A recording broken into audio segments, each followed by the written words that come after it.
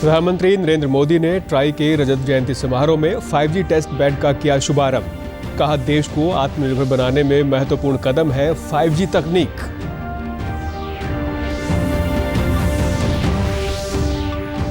पंचकुला में किसान उत्पादक संगठनों के एक क्षेत्रीय सम्मेलन में केंद्रीय कृषि एवं किसान कल्याण राज्य मंत्री कैलाश चौधरी ने कहा, किसानों की आय बढ़ाने के लिए कई योजनाएं चला रही है केंद्र सरकार।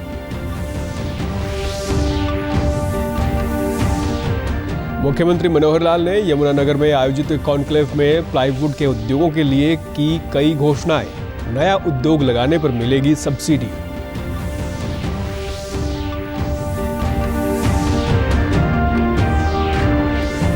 और हिसार जिले में विद्यार्थियों को नशे के खिलाफ एकजुट करने के लिए हिसार का युद्ध नशे के विरुद्ध कार्यक्रम का आयोजन।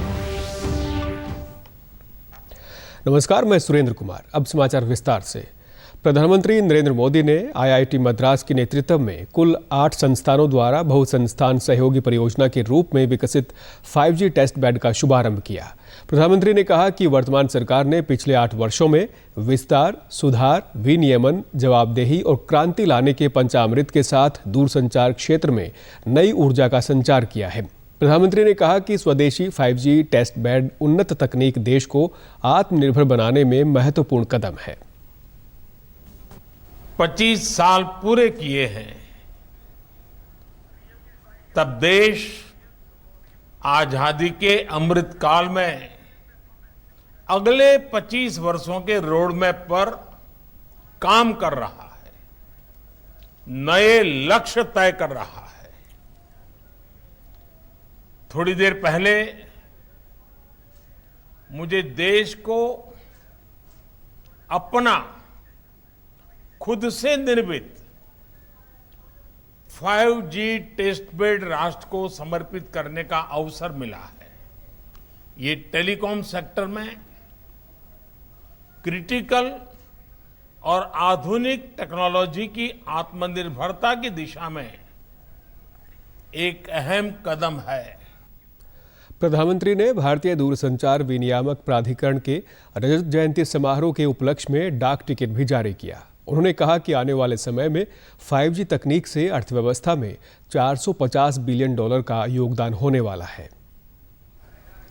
रिसर्चर्स और कंपनीज को आमंत्रित करता हूं कि वो टेस्टिंग फैसिलिटी का उपयोग 5G टेक्नोलॉजी के निर्माण के लिए करें।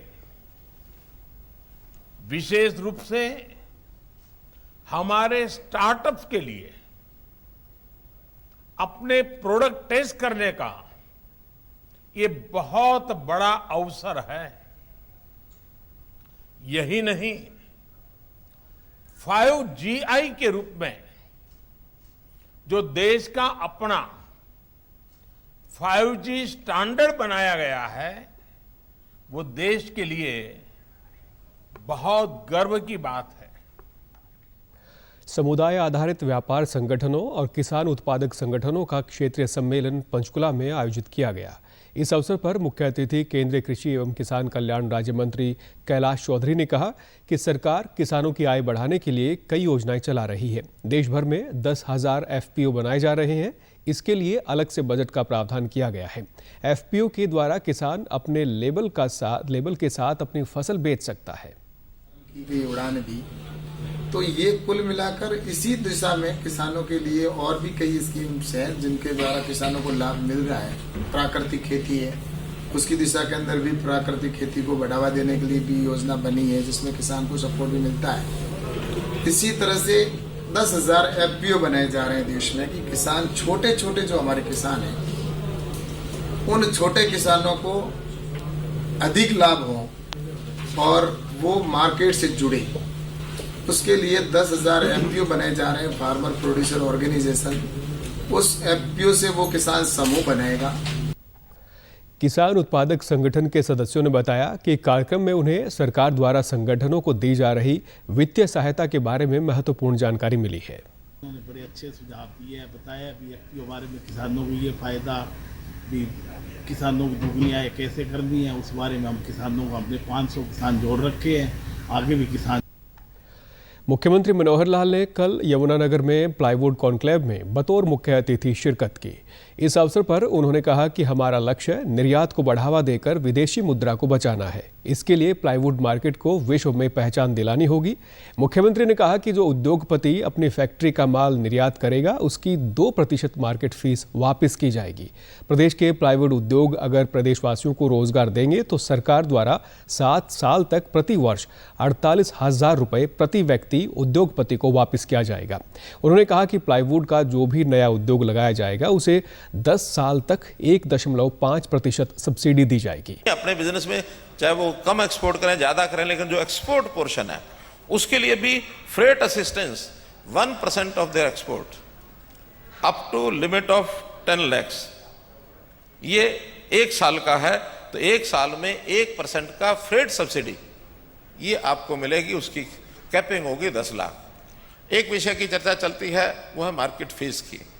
हमारे मार्केटिंग बोर्ड के लोग तो मार्केट फीस अभी कम करने के लिए नहीं है, लेकिन मैंने अपने फाइनेंस विभाग के लोगों से बात करके कहा है कि जो एक्सपोर्ट करेंगे, जितना वो एक्सपोर्ट करेंगे उसमें काम आने वाली लकड़ी, उसका जो 2% पैसा मार्केट फीस वाला है वो रीअम्बर्स कर दिया जाएगा, लेकिन वो एक्सपोर्टर्स करने वाले ही लोगों को किया जाएगा ताकि हम एक्सपोर्ट को आगे बढ़ा सकें। मुख्यमंत्री ने कहा कि प्लाईवुड उद्योग लगाने से व्यापारी के साथ साथ किसान भी उन्नत हुआ है। अब लकड़ी 1200 रुपये से 1400 रुपये प्रति क्विंटल बिक रही है। देश में प्लाईवुड क्लस्टर के निर्यात में केरल के बाद हरियाणा का दूसरा नंबर आता है। अभी तक प्लाईवुड में जो बड़ा निर्यातक है अपने देश में वो केरल है, क्योंकि केरल में भी लकड़ी बहुत होती है, लेकिन केरल के लोगों ने निर्यात के मामले में अपना एक स्थान बनाया है और इस नाते से वो अपने आप को आगे बढ़ा रहे हैं। तो मित्रों, आज जो इस कॉन्क्लेव के उद्देश्यों को पूरा करने के लिए जितने भी हमने विचार आपस में किए हैं, जो बातें तय की हैं, उसके अंदर एक एक चीज का ध्यान करते हुए हम आगे बढ़ेंगे। वन मंत्री कंवरपाल गुर्जर ने कहा कि यमुनानगर में प्लाईवुड उद्योग से हजारों युवाओं को रोजगार मिल रहा है। सेंट्रल गवर्नमेंट ने एक ICD सेंटर बनाने की एक योजना दी है, तो मैं माननीय मुख्यमंत्री जी से कहना चाहूँगा कि उसकी सबसे ज़्यादा अगर कहीं ज़रूरत है तो यमुनानगर में ज़रूरत है, और अगर हमारे यहाँ वो बढ़ता है तो मैं समझता हूँ कि बहुत बड़ा काम होगा और उसका लाभ केवल इंडस्ट्री को नहीं, सभी को लाभ होगा। अगर इंडस्ट्री सफल होगी तो सबको उसका बहुत बड़ा फायदा होगा। हिसार जिले में विद्यार्थियों को नशे के खिलाफ एकजुट करने के लिए हिसार का युद्ध नशे के विरुद्ध के तहत 1 दिवसीय कार्यक्रम का आयोजन किया गया। कार्यक्रम में 270 सरकारी स्कूलों में पुलिस और शिक्षा विभाग के सहयोग से छात्रों को ड्रग व अन्य नशीले पदार्थों के दुरुपयोग के बारे में जागरूक किया गया। अभियान के तहत हिसार के जहाजपुर स्थित संस्कृति मॉडल विद्यालय में आयोजित कार्यक्रम में हिसार रेंज के IG राकेश आर्य ने शिरकत की। उन्होंने विद्यार्थियों को नशे से दूर रहने के लिए प्रेरित किया और नशे से होने वाले दुष्प्रभाव के बारे में जानकारी दी। उप जिला शिक्षा अधिकारी ने बताया कि जिले के स्कूलों में विद्यार्थियों को नशे और मादक चीज़ों के सेवन से होने वाले नुकसान के बारे में जानकारी दी गई है। आज के ऊपर, हमारे बच्चों के ऊपर जो बुरा असर पड़ता है, जिससे हमारा समाज प्रभावित होता है, हमारे आस पड़ोस का एक क्षेत्र वो पर्यावरण प्रभावित होता है, तो उस सब के ऊपर प्रकाश डाला गया। विद्यार्थियों ने बताया कि कार्यक्रम में हमें नशे से दूर रहने और दूसरों को भी नशा करने से रोकने की प्रेरणा मिली है। हमें उससे बहुत सारी बातें सीखने को मिली, जैसे नशा नहीं करना चाहिए और लोगों को जागरूक करना चाहिए, क्योंकि we are the leaders of tomorrow. हमें सोचना है, हमारे देश का फ्यूचर हमारे हाथ में है। मैं तो ये कहना चाहूँगा कि जैसे सर ने बताया कि हमें नशा मुक्ति से दूर रहना चाहिए और ये काफ़ी ज़्यादा हानिकारक है, हमारा फ्यूचर ख़राब कर देती है। तो जैसे कि एक लाइन है कि people who don't learn from history will force to repeat it. तो वही बात है, जो इतिहास से नहीं सीखते वो फिर खुद ही इतिहास बन जाते हैं। अगर आपके पास कोई भी नशा करता है तो आप उसे अवेयर करें, नशा उनसे छुड़वाएं और कभी भी नशा ना करें। अगर आपके पास कोई भी ऐसी नशे के प्रति गैर कानूनी गतिविधियाँ हो रही है तो उनके लिए आप तुरंत पुलिस को सूचित करें। धन्यवाद। प्रदेश सरकार ने हरियाणा रोडवेज में प्रेशर हॉर्न और बस चालकों द्वारा मोबाइल के प्रयोग पर रोक लगा दी है। इस संबंध में सरकार ने सभी जिलों के महाप्रबंधकों को आदेश जारी किए हैं। इससे जहां ध्वनि प्रदूषण कम होगा, वहीं गाड़ी चलाते समय चालक मोबाइल का इस्तेमाल नहीं कर पाएगा और संभावित दुर्घटनाओं में कमी आएगी। फरीदाबाद जिले में रोडवेज के महाप्रबंधक ने बताया कि उनके डिपो की बसों में पहले से ही प्रेशर हॉर्न बंद है। फिर भी इस आदेश के बाद हम जांच कर रहे हैं। अगर किसी बस में प्रेशर हॉर्न होगा तो उसे तुरंत उतरवा दिया जाएगा। प्रेशर हॉर्न पे बैन लगाया गया है, प्रेशर हॉर्न पे और मोबाइल पे बात करने पे, जो कि ये पहले से भी था। तो हमने हमारी गाड़ियों में प्रेशर हॉर्न तो काफ़ी समय से बंद है और हम इसको दोबारा एक बार चेक करवा रहे हैं। यदि किसी का लगा होगा तो उसी समय उसको उतरवा के और उसको सख्त हिदायत दे दी जाएगी कि भाई आइंदा जो है ना इसको ना लगाएगा और ना ही इनको कहीं यूज़ करेगा। ये लॉन्ग रूट की गाड़ी है, लॉन्ग रूट में कंपलसरी चाहिए। लॉन्ग रूट की जो गाड़ी है वो उस पर कंपलसरी चाहिए। आम लोगों ने भी सरकार के इस फैसले का स्वागत करते हुए कहा कि बसों में प्रेशर हॉर्न और मोबाइल के इस्तेमाल पर रोक लगने से जहां ध्वनि प्रदूषण कम होगा, वहीं संभावित दुर्घटनाओं में कमी आएगी। बुजुर्ग और बच्चे हॉर्न की वजह से काफ़ी डर जाते थे, सहम जाते थे। इस रोक से हमारे जो बुजुर्ग और बच्चों को काफ़ी राहत मिलेगी, ताकि बच्चों में दिक्कत के परेशानी का सामना ना कर पाएँ। हरियाणा रोडवेज की बसों में 30 प्रेशर हॉर्न बजाने का और मोबाइल चलती गाड़ी बस में मोबाइल पे बात करने के लिए इसका बहुत बढ़िया कदम उठाया। इससे एक्सीडेंट रुकेंगे, घटनाएं रुकेंगी और बहुत बढ़िया दूसरे को परेशानी भी नहीं होगी। जो हॉर्न बजाते थे, बड़ी तेज़ बजाते थे, साथ में से निकलने वाला वाहन चौंक जाता था। अच्छा कदम है सरकार का, क्योंकि काफ़ी प्रॉब्लम होती थी। बड़े बुजुर्ग हैं, कोई हार्ट पेशेंट है, एकदम से हॉर्न जो बजता था उससे बड़ी प्रॉब्लम होती थी। और सरकार ने थोड़ा फैसला लेट लिया है, पर बहुत अच्छा फैसला लिया है, हम इसका सम्मान करते हैं। कैथल के नागरिक अस्पताल में कोरोना संक्रमण की रोकथाम के लिए लोगों को प्रिकॉशन डोज लगाने का कार्य सुचारू रूप से जारी है। जिला सिविल सर्जन ने बताया कि प्रिकॉशन डोज लगवाने के लिए लोगों को निरंतर जागरूक किया जा रहा है। उन्होंने लोगों से अपील करते हुए कहा कि सभी पात्र व्यक्तियों को कोरोना संक्रमण से बचाव के लिए प्रिकॉशन डोज अवश्य लगवानी चाहिए। स्थिति ये है कि अभी तक 17,32,204 इंजेक्शन लगाए जा चुके हैं कोरोना वैक्सीन रोधक क्षमता वाले वैक्सीन्स के, जो कि 3 प्रकार के वैक्सीन हैं। एक है कॉर्बेवैक्स, दूसरा है कोवैक्सीन और तीसरा है कोविशील्ड। जिसने जो इंजेक्शन पहले लगवाया हुआ है वो ही इंजेक्शन प्रिकॉशन डोज में सरकार ने मुफ्त लगाने का प्रावधान किया है। कॉर्बेवैक्स जो है वो बच्चों में लगाई जा रही है। कोवैक्सीन और कोविशील्ड जो है वो पहले एडल्ट पॉपुलेशन में लगाई जा रही है। फर्स्ट ऑफ पहले तो इसकी सेकंड डोज लगी हुई है और थर्ड डोज के बीच में 9 मंथ का गैप होना चाहिए। उसके बाद जब से सरकार ने फ्री जो प्रिकॉशन डोज है फ्री लगाने का ऐलान किया है, जब से लोगों में काफ़ी उत्साह है और काफ़ी बुजुर्ग लोग हैं जो लगवाने के लिए आ रहे हैं सेंटर पे। एहतियाती खुराक लगवाने आए लोगों ने कहा कि उन्होंने नागरिक अस्पताल में निःशुल्क डोज लगवाई है और वे अन्य लोगों को भी इसके लिए प्रेरित कर रहे हैं। बूस्टर डोज लगवाई है, ये सभी के लिए बहुत ज़रूरी है।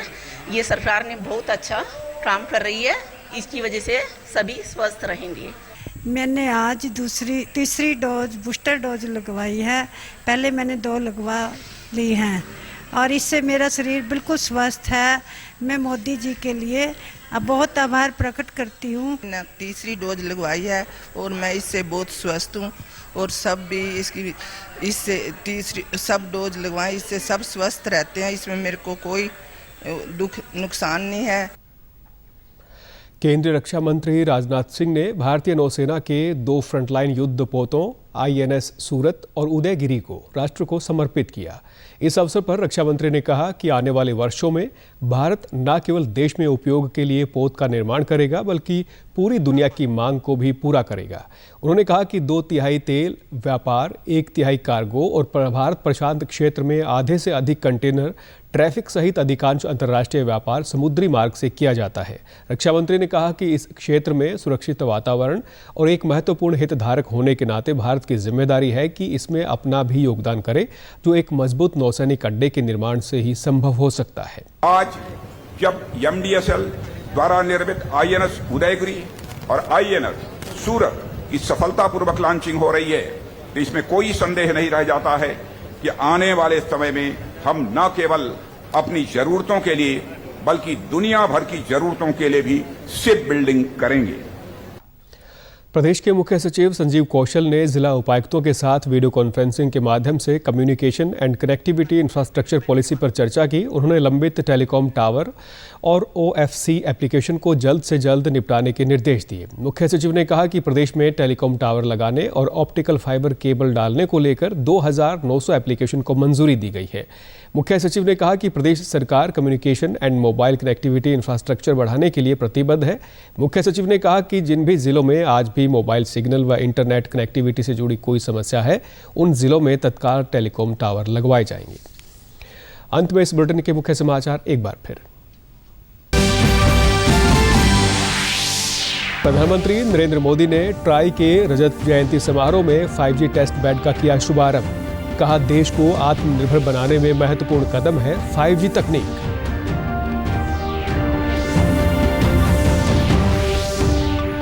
पंचकुला में किसान उत्पादक संगठनों के क्षेत्रीय सम्मेलन में केंद्रीय कृषि एवं किसान कल्याण राज्य मंत्री कैलाश चौधरी ने कहा, किसानों की आय बढ़ाने के लिए कई योजनाएं चला रही है केंद्र सरकार।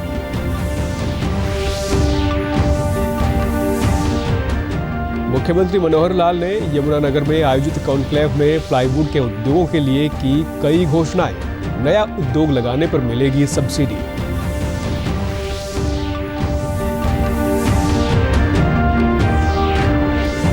और हिसार जिले में विद्यार्थियों को नशे के खिलाफ एकजुट करने के लिए हिसार का युद्ध नशे के विरुद्ध कार्यक्रम का आयोजन। समाचारों में आज इतना ही। नमस्कार।